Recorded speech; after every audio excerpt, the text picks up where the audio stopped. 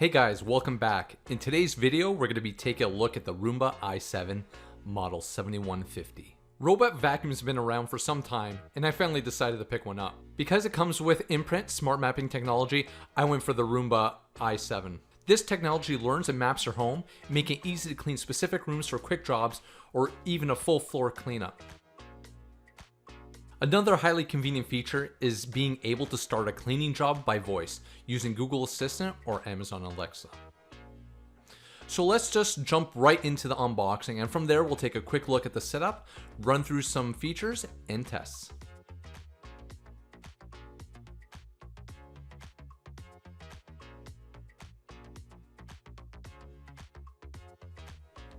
Here we have everything that was included in the box.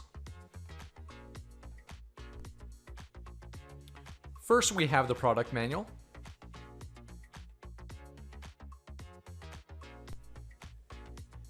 A basic quick setup guide. And the warranty booklet. An extra side brush.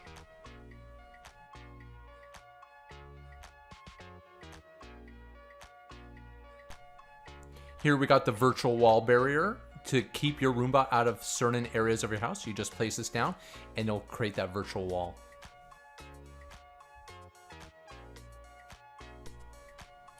Two AA batteries for the virtual wall barrier.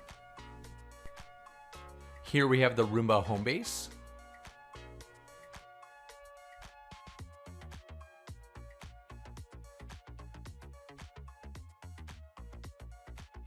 Next we have the power cord for your home base.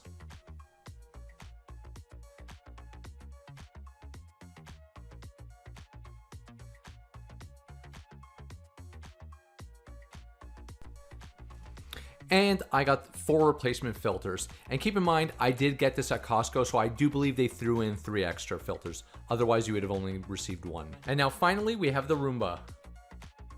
On the front here, we have the Recon sensor, which is to detect your home base and virtual walls. The home button can be used to send back your Roomba back to its home base. In the center here, we have the clean button to manually start or stop cleaning jobs. It also has an LED indicator ring around it. The spot clean button can be used to target an area requiring deep cleaning. The camera that's used for mapping your floors. Now over here on the back, we have the waste bin and the filter. To empty out the bin, you're just going to want to press this little gray button here, and it will eject the door for you to empty it out. Now let's just flip this over and see what's on the bottom. We have the side brush that's used to get into those areas where the center brush can't reach, and it's easily removed using a screwdriver. A caster wheel for easy maneuvering.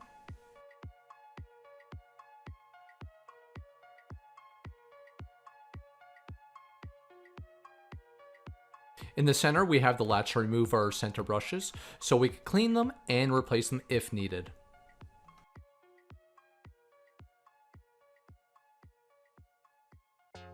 Around the edges, you'll find 6 cliff sensors, which are used to detect stairs or steep drops. And lastly, we have the touch-sensitive bumper on the front to detect objects once it bumps into them. Now that we're done with the unboxing, let's head right into the app and set it up. Before you start the setup, you'll want to put this on your charger for at least 3 hours, as you want to make sure that you'll have enough charge for your first run.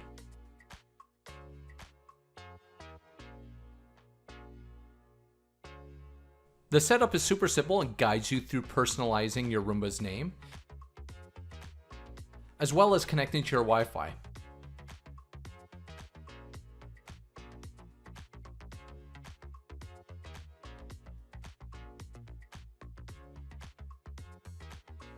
And once you're done with the setup, you'll want to make sure that you run the latest firmware, and this will take a few minutes to complete, so you'll need to be patient. When running the vacuum for the first time on a floor, it will begin to learn your floor layout after 2 or 3 runs. Once it's done building the layout, you could create a label for each room. This comes in extremely handy when you just want to vacuum one room.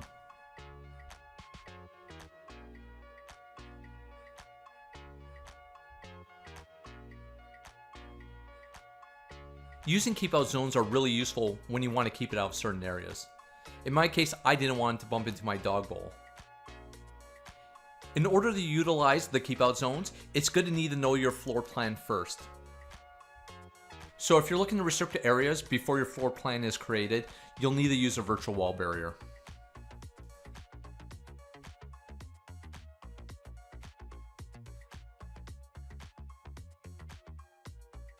When transitioning from one surface type to another, it was able to maneuver from hardwood to carpet to kitchen mats without issue.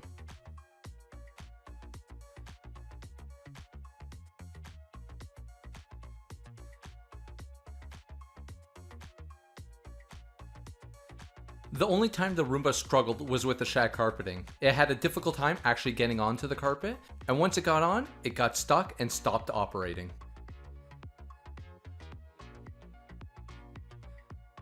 You'll be able to use the vacuum on multiple floors. Once a new layout has been detected by the Roomba, it will begin to create a smart map. You could then label the smart map to identify different rooms, as well as the different floors. I was curious to see how the vacuum would handle detecting a drop, and I was happy to see that the vacuum turned away from the stairs once the cliff sensors detected the edge of the step.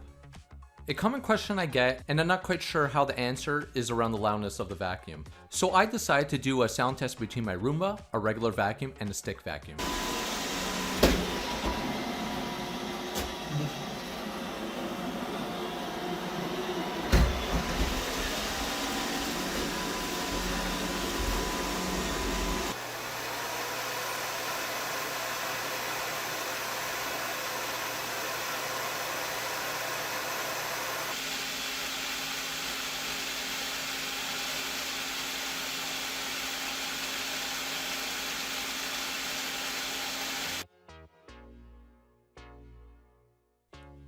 Even though during the sound test the Roomba was moving around, it was still quieter overall.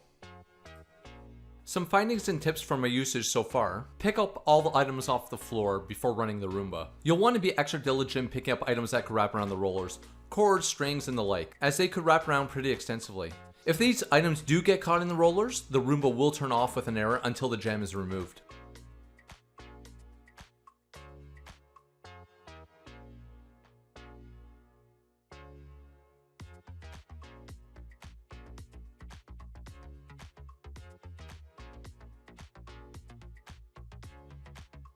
If you do have different transition points within your space in your home, like an anti-fatigue mat in the kitchen, depending on the path the Roomba takes to clean the room, it may not fully pick up the debris from the surface if the side and center brushes don't make contact with the surface. The dustbin isn't overly large, and I usually empty it out after 3 to 4 days of full floor cleanups. But this will obviously vary depending on your household, your cleaning frequency, and the size of the house that you're cleaning.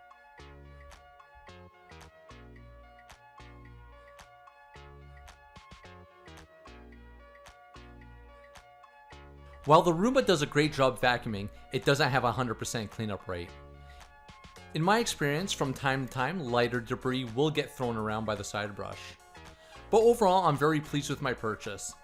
And if you're looking for something that's going to help automate a daily task, the Roomba i7 will make cleanup that much easier.